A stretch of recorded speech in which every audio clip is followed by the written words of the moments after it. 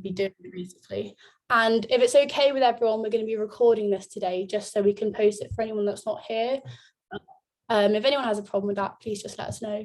Yeah, and before we probably start, as this talk's going to be quite long, we just want to highlight why we think it's worth doing medicine, so that you know that at least this talk is worth staying for. You'll have to find your own answer to the question why medicine and why it isn't right for you, as that's kind of the point of doing all this work experience we're going to be talking about. But first, we wanted to share with you why we like it and why we find it so exciting and such a great thing to do. So personally, I love how interesting it is. My day today, I was on an obstetrics ward and I really had the most exciting day. I was in from 7 till 6:30 because I came home early for this. And I just had such a great day, and I find that happening so often. There's so much time problem solving, understanding things, new research comes in all the time. It's honestly so fascinating. You get to spend a lot of time talking to people, you get to be on your feet and move around. Those things suit me really well. So although it's really important for you guys to go and get a realistic view of the job, at least from me, I really can't recommend it enough. And then just to mirror what Lucy's just said, basically this, I just agree with what she said, but a career in medicine is a job where like no 2 days are the same, and there's always space to learn things and improve a skill, which is so cool that you get to do that in your job outside of like a hobby. I've always really enjoyed science, so then the fact that you can combine this with being able to work in a big team with lots of people and also just helping people every day, it's just like a really incredible experience. Also, so far everyone in medical school has just been amazing. I've had such a great time outside of the course, and it's been a really great thing. So whilst I can't say what the job of a doctor is, I really can't speak highly enough of medical school so far.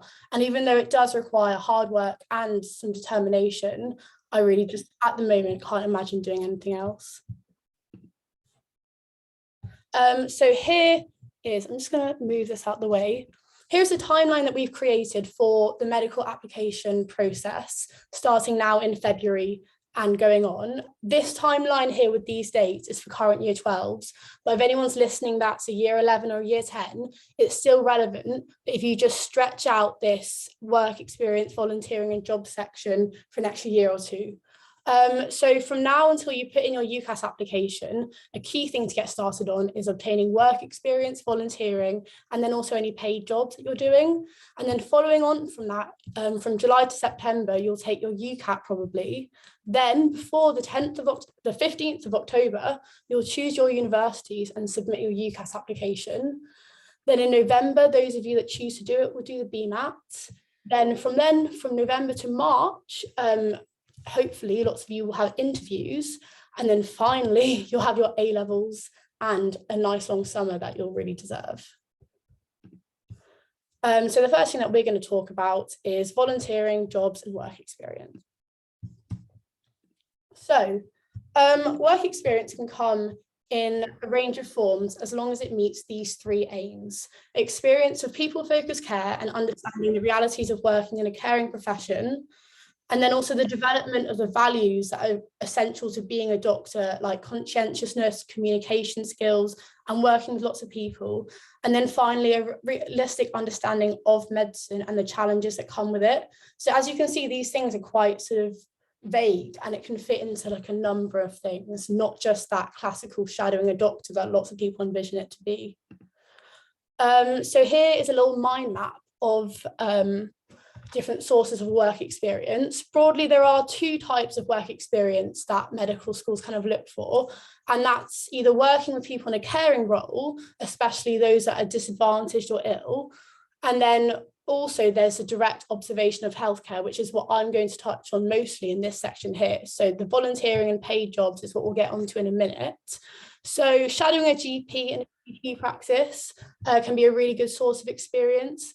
I'd recommend just emailing as many surgeries as you can and be persistent. I remember I got rejected and ignored by almost all the people that I emailed, but all you need is that one person to say yeah, and then you've got the work experience.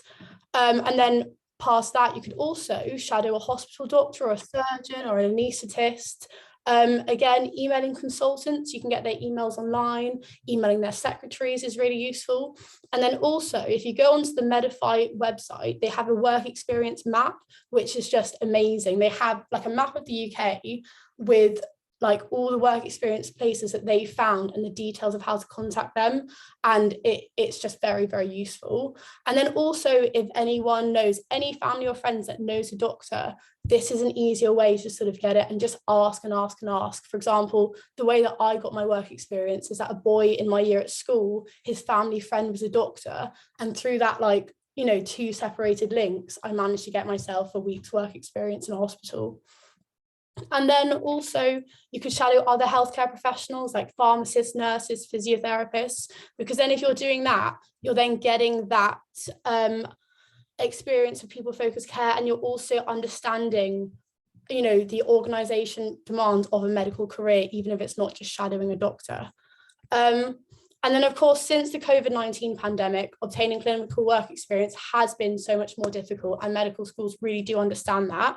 But luckily, there are now a number of virtual medical experience courses that have since been set up, and I'd really, really recommend them. We've listed a few here, but there are loads and loads, and we're going to send out these slides at the end, and I've got all the links here. So if you fill in the feedback forms at the end, you'll be able to go to them. But yeah, they're all, you know, really brilliant things, and they provide that same ability to reflect and learn about what a career in medicine entails, and that is the point of work experience. And I'm going to touch more on the Medics&Me one in a second. And then finally, attending webinars such as Meet the Doctor, things that Medics&Me runs, or Meet the Medical Students, or just talking to healthcare professionals is a really great thing. And this again counts as a form of work experience, and it's things that you can talk about in your personal statement and your interviews. So yeah, that's all really useful. And I'm now going to introduce Dr. Anna Folk to give a really brief description of her work experience, her virtual work experience program that she set up for any schools. So any students on here that are linked with Medics&Me schools, this is relevant for you right now. So yeah, Anna, if you could just unmute yourself. Lovely. Can everyone hear me okay? Yeah, we can. Fantastic. So thanks so much for the introduction, guys. I'm Anna. I'm currently a specialty doctor in my first year of training in obs and gynae. So I'm kind of 3 years in after medical school. And as was been mentioned, I've created what's called a virtual workplace experience, which is in the form of a workbook, which we're hoping to have rolled out hopefully in the next couple of months. So it's still in kind of a demo phase at the moment. So I'm sorry if you fill in the feedback, you won't get one straight away. And we are kind of just tying up the loose ends. But the idea is, particularly in the back end of COVID, we appreciate a lot of you will not be able to get clinical work experience within a hospital or a GP practice. But that doesn't mean you don't have the ability to draw on experiences that you are having. The idea is the workbook is placed with kind of structured exercises for you to complete in your own time or at Medics&Me events, and we'll go through them and generate group discussions. And the whole point is that it mimics what's called the Foundations of Good Clinical Practice, which is a document released by the GMC, which basically all doctors have to adhere to. And it's about providing you with the tools so that mainly you've got the buzzwords you'll need for when you get to interview stages. And the panel aren't particularly looking for the fact of whether or not you followed a specialty cardiac surgeon. That really doesn't matter. If you've got a part-time job as a waitress, you will have developed skills of communication, teamwork, conflict resolution, time management. All of these things are transferable skills into medicine. For example, as a student prior to uni, I worked in a call centre, and that has been very, very useful for a variety of skills and things that I never thought I'd use in my day-to-day practice. So it's all of these things that all of you will have, whether that's working, you know, in a sports team as a netball captain, rugby coach, whatever. You've all got the skills. It's just giving you the ability to draw that out in a position that you can kind of explain that in an interview. I know we're tight for time, so I'm going to stay tuned in. And if you've got any questions at the end, I'd be more than happy to take them. But I don't want to take up too much of the time this evening. Cheers. That was amazing. Thank you so much, Anna. That was great. And yeah, I mean, she's just said it better than I ever could. But that is the Medics&Me one. And then also for those of you that aren't linked with our schools, there are other ones that you can do. And just to highlight the importance of virtual work experience, it's a really, really great avenue to go down. And if you feel that Medics&Me could be something that's useful for your school or an option for them for non-selective state schools, then definitely encourage your school to get in contact with us, or you can contact us and we can contact your school. We're always looking to partner with more people. So yeah, definitely. And then just some final tips on work experience. A really key thing is to keep a reflective logbook of everything you've experienced.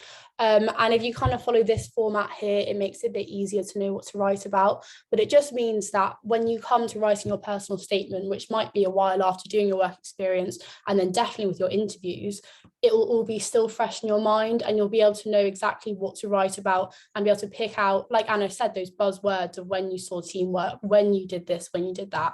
It's really useful. Dress smartly like you would if you were going to a job interview or working at a job. Ask lots of questions. The aim of work experience is to discover whether this career is right for you. And there's no stupid questions, so ask away and ask it to every single person that you meet.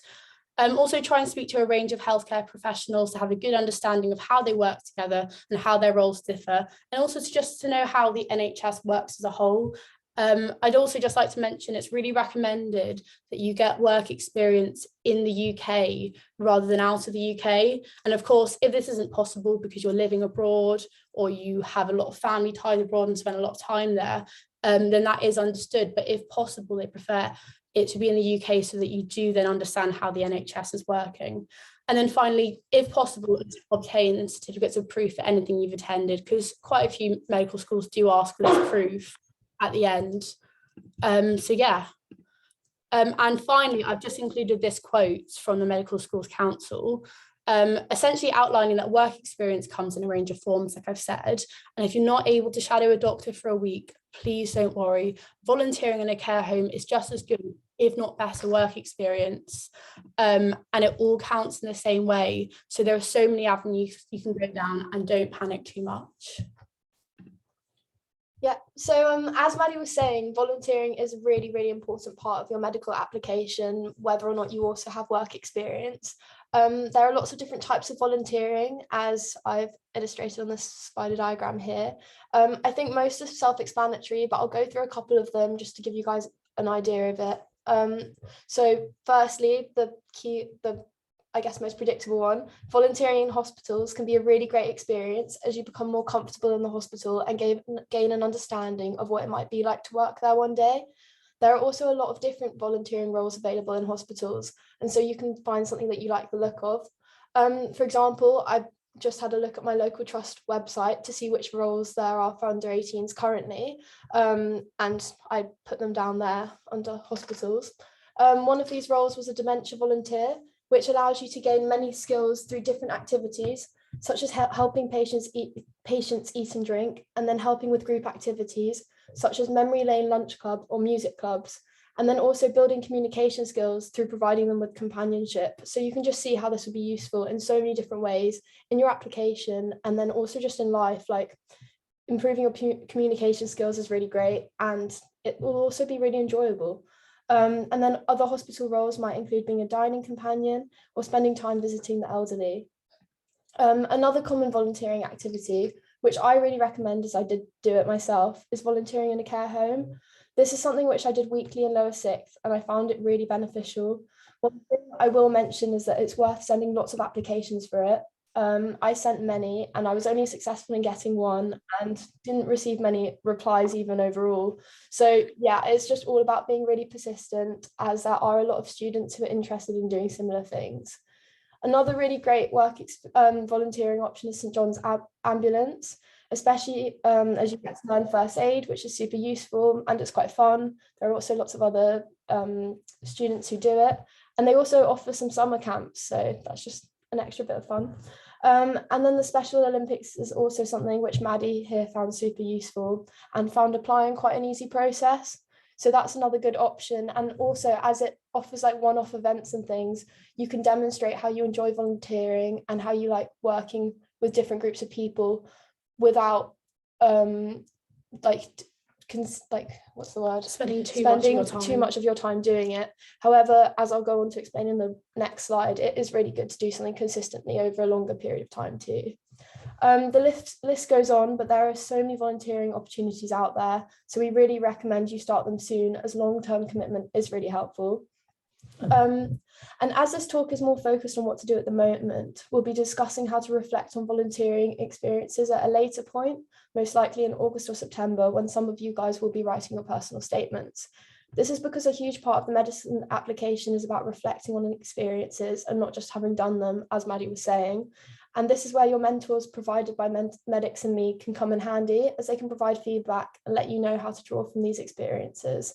For example, one good thing about doing the long-term volunteering placements is that you can support with residents, meaning relationships with them in a similar manner to how you might with patients as a doctor. So yeah. And just a quick overview, it might seem daunting trying to get work experience, but it is possible. Care homes and hospice websites often have details of volunteering opportunities, as do charity shop websites and stores. Sometimes it can be good to just go in and ask in person. They might really like you and just offer you it right there. It's also really useful to bring a CV with you. And then there are also websites such as doit.org and nextdoor.co.uk, which have lots of different opportunities on. They honestly have like endless lists of volunteering opportunities, so I really recommend taking a look there. We've also included some links. Another good volunteering opportunity is being a telephone befriender for Age UK. It involves 30 minutes phone calls with an elderly person, which makes a really huge difference to their lives, which is what I found really enjoyable about volunteering, was that you honestly, like, hearing the happiness in someone's voice or like seeing the smile on their face when you've been their only contact really that week is really great. Like, you're making a huge difference. And I also included the Kingston Hospital link so that you can see how the hospital volunteering programs work, as this is where I found lots of details. And then finally, some points on how to make the most of volunteering. Think ahead. It can be difficult to get the volunteering, and again, be persistent. Somewhere you'll find will be the perfect fit, and it's such a rewarding experience that you'll be glad you did it, even if you don't end up doing medicine. And it can be really fun. You get to meet lots of different people. And again, as with the work experience, it's really important to keep a reflective diary, as by the time the interview comes around, you might have forgotten what you learned and any interesting things you did or saw. And yeah, again, long-term roles display your commitment to both medicine and to like the caring profession more generally, and it can help you develop your skills and build relationships with people.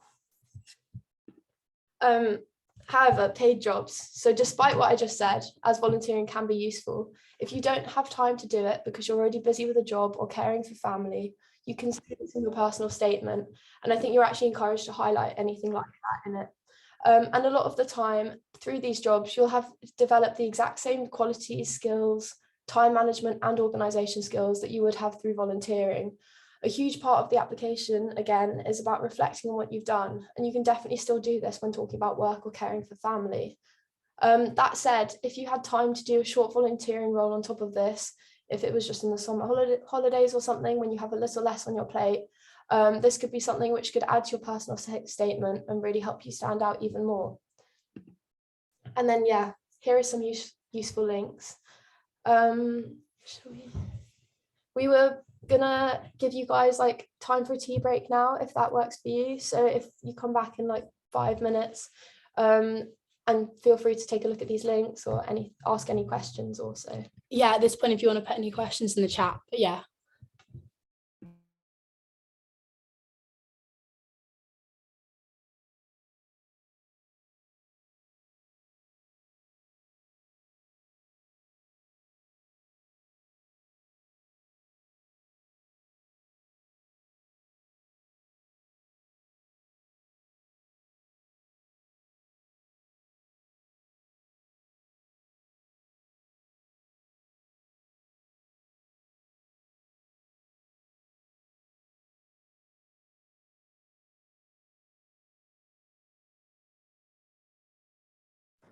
I think someone's asked about, is it common to be asked for a CV for work experience?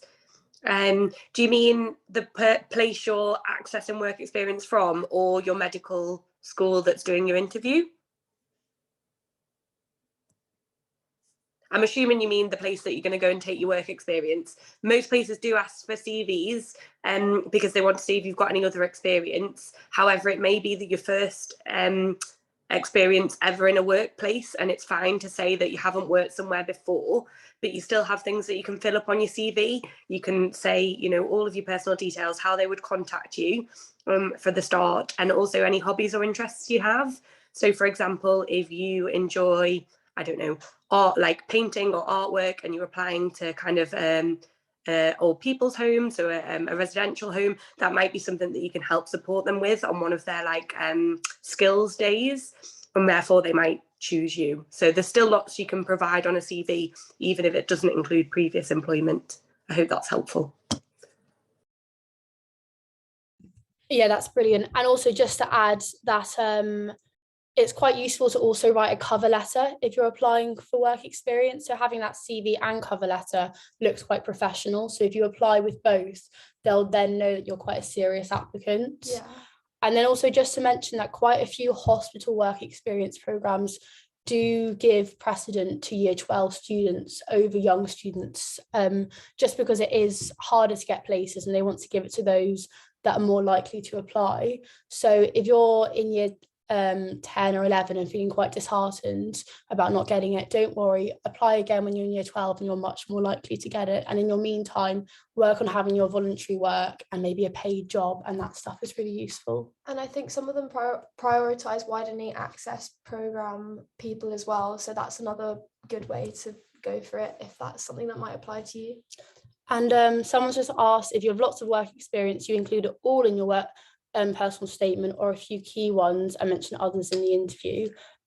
Yeah, I wouldn't say it's about what you've done and listing what you've done. It's sort of what you've learned from each one. So you could say, I think it's a way of writing it in a way to say, when I did St. John's Ambulance, I really learned the importance of teamwork, and then go on to talk about teamwork in the medical profession. And then maybe you saw something when you were shadowing a doctor that you found was really, really relevant to the career, and writing about that rather than giving a list of things you did. But I think you'll find that all the things you've done, you will end up mentioning across your application process, be it the interview or the personal statement, because each thing that you've learned, you know, you might get a question in an interview saying, when did you show leadership skills? And your job at a pub every Saturday could have been when you showed that. So overall, even though it seems like you have to do so much, it does all add up by the end. Yeah, and I think, just to let you guys know, we did one last year for the students who have just applied for medicine, but we will be doing a more detailed personal statement talk come, I think, August or September, depending when works best for people applying this year, to help with personal statement. And then, yeah, also Medics&Me mentors provide quite good advice on that too, if you are at one of our schools. So yeah. So now on to the next section. Yeah. Guys, I think there was also a question about graduate entry medicine as well, just in chat. I don't know whether, do you want to take that now or at the end? We actually, I wouldn't say we have a whole lot of information ourselves about it. However, I think Megan has been in contact, the leader of Medics&Me, just for anyone else watching, has been in contact with a few graduate entry students before, so it's probably best you DM our Instagram page. She might be able to offer some help on that. Yeah, at medics.me, and we'll be able to give that.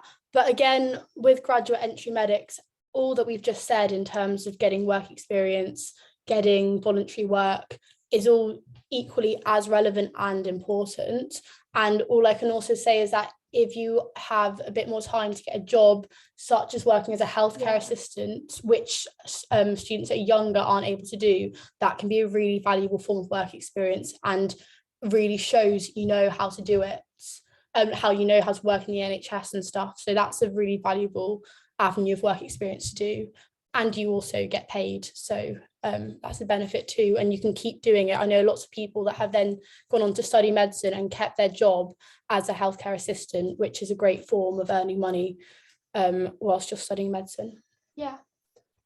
Okay, perfect. We can answer any more questions following the talk as well. So on to the next bit. So the next part is also throughout your sixth form, like period. Extracurriculars and well-being are really important, obviously. You need to do things that make you happy, that you enjoy, and the medical schools also want to know that you will contribute to the university community more generally and get involved. So demonstrating what you do alongside studying should also help this. They also do want to look out for your mental well-being and know that you have ways to de-stress. And having hobbies and interests outside of academia is a really great way to de-stress and switch off. We've done a lot of climbing this year. It's been a really great like change for us. But I think, yeah, again, like it's just doing different things that make you happy. Just your whole life, or however much we enjoy medicine, your whole life can't be one thing. So it's really good to keep some variety. This was more tailored towards our personal statement talk, but reading the 5 steps to wellbeing from the NHS is also something that you should do around interview time. But it is something that you could find useful at the moment if wellbeing is something that you need to work on. So this is because this is something that we still need to do today as medical students, but it's easy to forget about. So do take time for yourselves. The 5 steps of wellbeing has some good suggestions. As this year will be really busy as you apply for medicine, but hopefully there'll still be time to have some you time. And then here are some more extracurricular ideas which might be useful to you guys, particularly like the teamwork and leadership ones. Like these are things that you could then pull into your personal statement to demonstrate those that you have those qualities, that you like being a team player, and that you also have leadership skills. Teaching, so tutoring is really useful. I taught Spanish to primary school children in 6th form, and I found that that was a really good experience. Like it helps in all kinds of different ways that kind of you don't realize until you're here doing the medicine degree that they did benefit you in that way. And then yeah, just showing commitment and discipline to literally anything, just showing that you've done something for a sustained length of time or to a high level demonstrates that you're able to do that for years, because medicine is something that you're going to have to be dedicated to, and there will be like tough times and things. So just showing that you can do that is a really good thing to do. And then reading around the subject of medicine is also really useful. We won't spend much time on this now, as you have a lot of time over the next year to do so, but here are some suggestions on what to read. So like GMC, Good Medical Practice, is a classic, and that Tomorrow's Doctors from them.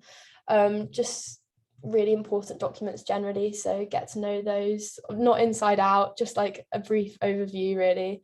But again, this is something to do nearer the time of your application. And then wider reading, if anything, like to get you excited about it. Like there's so much information and research and everything as well, so it's all really interesting. And here are some books. I'd personally really recommend When Breath Becomes Air. It made me cry. It's a really good book. But otherwise, like all of these are really key. Do No Harms, and yeah, the Atul Gawande books are really good as well.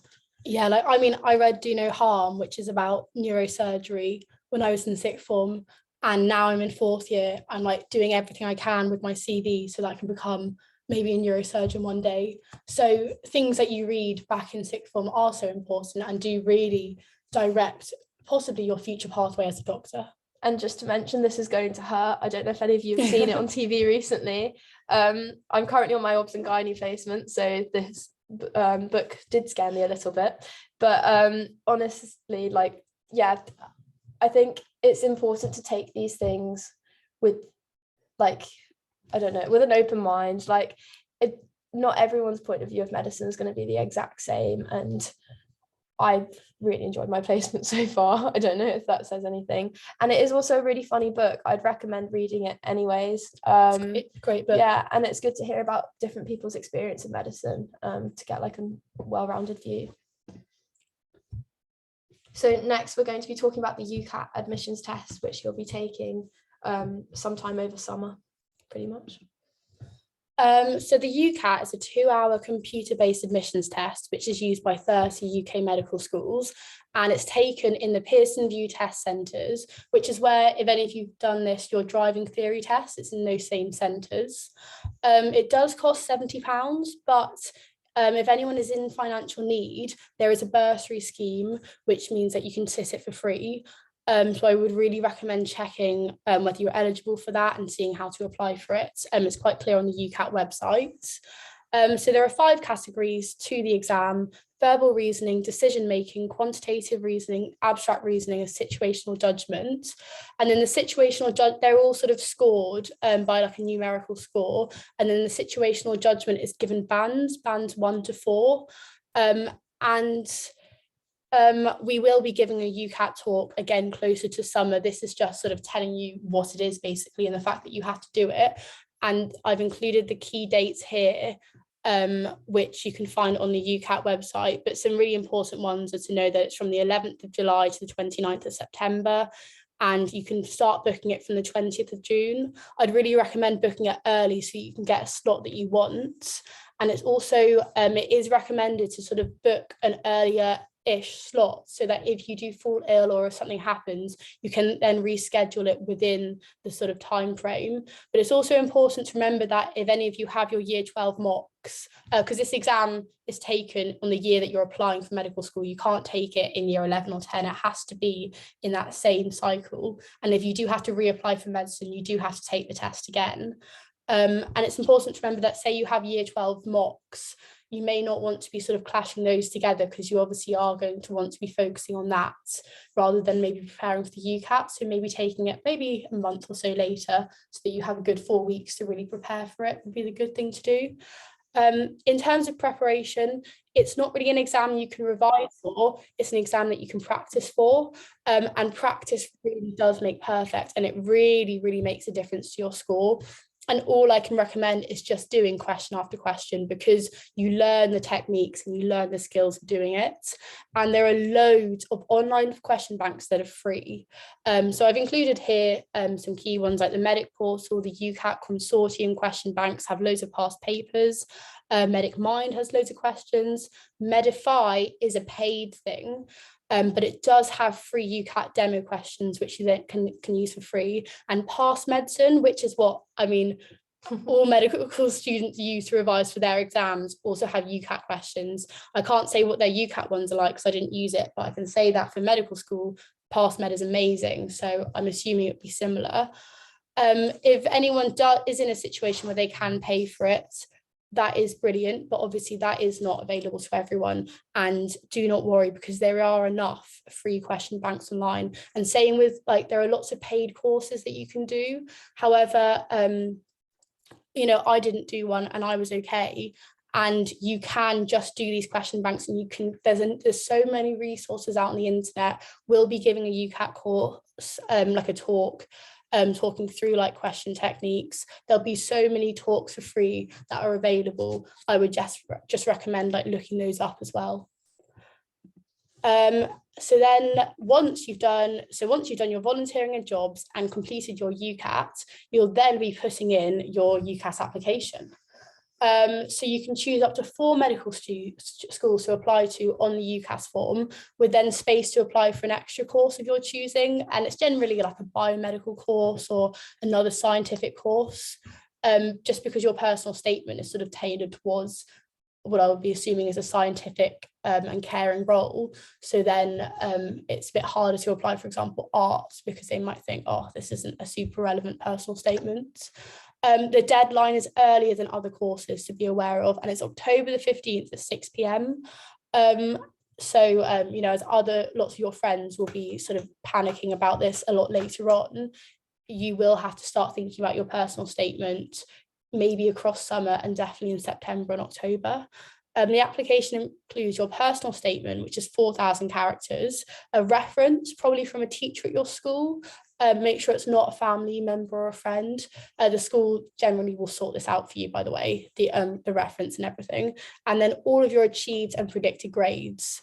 We'd recommend that you look at each medical school and consider their course structure, the city, and what would suit your learning style, but then also to apply strategically. Each medical school uses really different entry criteria. So for example, if you had a really strong UCAT score, applying to universities that value this highly would then increase your chances of obtaining a place, which is, you know, a really great thing, or at least obtaining an interview.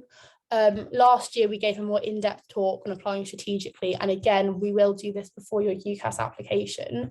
And we've also, we did it last year, we'll do it again, compile a list of the entry criteria for each medical school, just to make it easier for you guys to think, I got all 9s at GCSEs, I should apply to Cardiff. Things like that will give you that information. And also lots of programs do give you that information. And so, yeah. And then a tiny bit more on the personal statement. It's kind of all tied in with your work experience and all that stuff, but it's designed to show your motivation, insight, and suitability to medicine. And again, we keep pounding it in, but reflection is the key to a really good personal statement. There are loads of ways to write it, but a good guide probably is to start by describing what you want and why you want a career in medicine and why you, and then describing your own personal exploration of what this career entails. So like, for example, your work experience, volunteering, etc., etc. This shows that you've had a commitment to the career for a while and a good insight into the upsides and challenges of medicine. And then finally, lots of people then describe any extracurriculars and hobbies they've also had, which is why that part we were talking about earlier is really, really important. I had a whole paragraph on this, and it shows what you'll contribute to your university community, and also that you have lots of avenues to de-stress from a very potentially stressful course and career. Final bits of advice: start writing it early and get as many people as possible to read and critique it. Any teachers at school, any people you know that have done medicine, again through Medics&Me, get your mentor to do it, and just redraft, because what you wrote first will be a completely different personal statement from what you're producing at the end. And here some useful resources to help with writing a personal statement. And again, we're going to send out these slides once the feedback forms have been submitted. So don't worry about, panically writing these down now. Okay, so the next stage of the UCAS application process cycle is the BMAT. So this is a 2-hour admissions test to assess thinking skills, then assess scientific knowledge. It then follows with an essay after the multiple choice science questions. So this paper isn't used by many medical schools, and this makes it worth deciding whether or not you really want to apply to those universities, as you don't find out your test results until after you've made your application to university. Last year or the year before, they were offering an earlier test date, but they've confirmed, I think now, that they're only having one date this year, and it is going to be after the application on November 3rd. So for example, like I decided not to take the BMAT as I'd done well in the UCAT and didn't want to risk taking a risk by applying to a BMAT uni. You also have to apply to take this exam, so it does cost more to take it too. But again, bursaries are available. We've included the link here, which you can get when we send you our talks. And I also included the link, of our BMAT presentation. But again, this is another talk that we'll host again next year, so no need to read through it now. And then after you've taken the admissions test and sent in your personal statement, hopefully you'll receive an offer to interview. These occur from late November to early March. There are a few different interview types, which we'll cover in a talk nearer the time. I know we keep saying that, but we've hosted a lot of talks, and there's so much detail that you guys can learn about these things, which hopefully you'd find useful. But the key point from here is that Medics&Me can also provide quite a lot of interview help in lots of different ways. We know it can be a stressful time, especially if you only get one interview, but we hope to prepare you the best we can. Last year and then this year, we're offering problem-based group learning sessions, which is a style used at medical school, where you basically get posed a question and then you work as a group to find the answer, but with facilitators who know things about the topic, to help understand key topics such as ethical scenarios or things like empathy versus sympathy, all key concepts that might come up at interview. And then we're also going to run a detailed interview tip session, as well as practice multiple mini interview sessions for our partner schools, which can give you a feel of what the real interviews might be like. And so this is really, really useful experience. And then once you've applied and you've had your interviews and hopefully you're accepted, you've just got your A-levels to go. But I don't know, to me that was a very daunting concept. So yeah, I'd say don't stress now because it's not worth it. But yeah, we're going to give you some advice on that too. As your year 11 and 12 here today, some of you won't have chosen A levels yet. If this is the case, although it's worth checking individual university websites, you generally have to take biology and chemistry and then a third subject, which is commonly maths. At the time of applying, I really thought this had to be maths, but with hindsight, I wish I'd taken Spanish, as this would have benefited me in lots of other ways. It would have helped with my communication skills. There are lots of different things. And I don't think it would have impacted the application much, but although it does depend on the uni, so it's worth checking everything. And with A-level results, the required grade is generally AAA, although some universities are A-star AA. Most universities do offer contextual offers, as I'll be talking about a little on the next page. And here we've just got some advice for A-level revision as well, as it can seem like a lot, but if you plan it out, maybe make a timeline like we have of the whole medicine application process of this talk, because just like splitting things up, it makes it seem more manageable. You can take it one chunk at a time. Like, for example, with this, focus on your UCAT and then take a break and then focus on your personal statement. Like, just break things up and make it work for you. So yeah, that's our advice on A-levels. We can't really give like a comprehensive revision plan here, but yeah, again, we're willing to answer any questions if you have any specific ones. And yeah, so a little bit more about contextual offers and widening access schemes. Most universities have these, so it's definitely worth looking up, especially what your local university schemes are, as they often have specific schemes for local schools, and then also ones further afield, as they still have contextual offers. Here I have a screenshot from the University of Manchester website, which describes its access programme. By joining their access programme, you also become eligible for the access programme from different universities in their collaborative group, which has more benefits than just the contextual offers, which you might get on your UCAS application for saying you're from a widening access background. So by applying directly for this programme, there are benefits such as lower offers, guaranteed interview above a certain lower UCAT threshold, and also lower academic entry criteria.